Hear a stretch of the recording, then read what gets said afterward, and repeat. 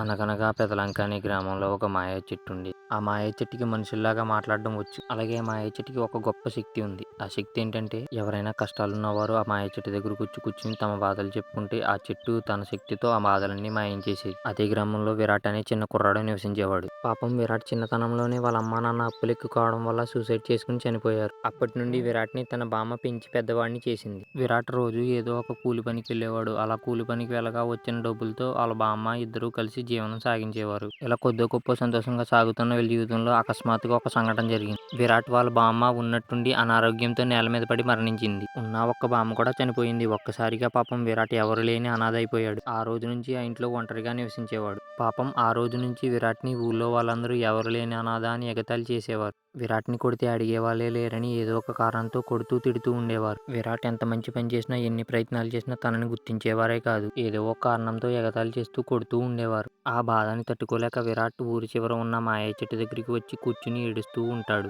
ఒకసారిగా ఏడవడం ఆపి ఇలా మాట్లాడతాడు. మా బామ్మ చనిపోయిన దగ్గర నుండి ఎవరు లేని అనాథనని తెలిసి ఊర్లో వాళ్ళందరూ నన్ను కొడుతూ ఎగతాళి చేస్తున్నారు. నేను ఎన్ని ప్రయత్నాలు చేసినా ఎంత మంచి పని చేసినా గుర్తించడం లేదు. ఏదో ఒక కారణంతో అనాథనని చెప్పి కొడుతున్నారు అని అంటాడు. ఈ మాటలన్నీ వెనక నుండి విన్న ఆ మాయ చెట్టు తన బాధేంటో అర్థం చేసుకుని ఒక్కసారిగా ఇలా మాట్లాడుతుంది. నా బాధను కూడా ఎవరు అర్థం చేసుకోవట్లేదు. ఈ మాటలు ఎక్కడి నుండి వస్తున్నాయో తెలియక భయంతో ఒక్కసారిగా లేచి ఆ మాయ చెట్టు వైపు చూస్తూ ఉండిపోతాడు. తన వెనుకున్న మాయ చెట్టే మాట్లాడిందని గ్రహించిన విరాట్ అలా ఆశ్చర్యంగా చూస్తూ ఉండిపోతాడు. అప్పుడు మాయ చెట్టు ఇలా అంటుంది. చూడు విరాట్, నాకు ఎవరు లేరు, నేను అనాథనే. మనుషులందరూ వచ్చి నా చెట్టు నీడ కింద కూర్చుని హాయిగా సేద తీరి వెళ్ళిపోతారు. కానీ ఒక్కరూ నన్ను గుర్తించి థ్యాంక్ యూ చెప్పరు. అలాగే నా చెట్టుకి కాసిన పండ్లను రాళ్లతో కొట్టి తీసుకుపోతారు. అయినా సరే నేను నీడనివ్వడం ఆపను, పండ్లనివ్వడం ఆపను. అది నేను చేస్తున్న మంచి పని, అది నా స్వభావం కాబట్టి. దీన్ని బట్టి నువ్వేం అర్థం చేసుకోవాలంటే మనిషి జీవితం కూడా ఒక చెట్టు లాంటిదే. కాబట్టి నువ్వు చేసే పని ఎవరు గుర్తించలేకపోయినా పర్లేదు. నిన్ను ఎగతాళి చేసినా పట్టించుకోకుండా నీ మంచితనంతో నీ పని నువ్వు ముందుకు చేసుకుంటూ పోవాలి.